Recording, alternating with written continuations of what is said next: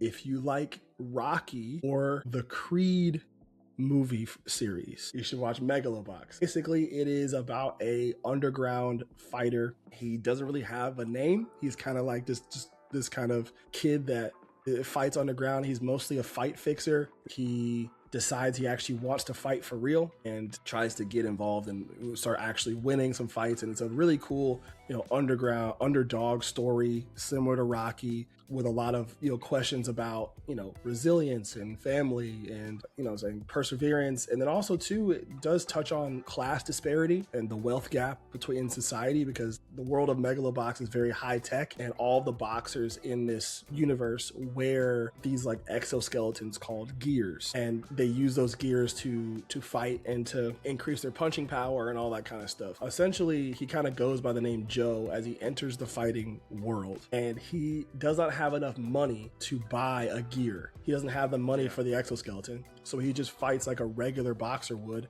back in the day when they didn't use gears. And he starts like running the table in the underground fighting league and some of the more amateur bouts and stuff like that, and makes it all the way to the top tier fighting league without using a gear. And so his nickname was Gearless Joe, and he becomes this like underdog symbol for a lot of the poor and impoverished people that live in that city. The creator of Megalobox geared his story around Ashido no Joe. Ashido no Joe definitely has a lot to do with like class disparity and honestly feelings post World War.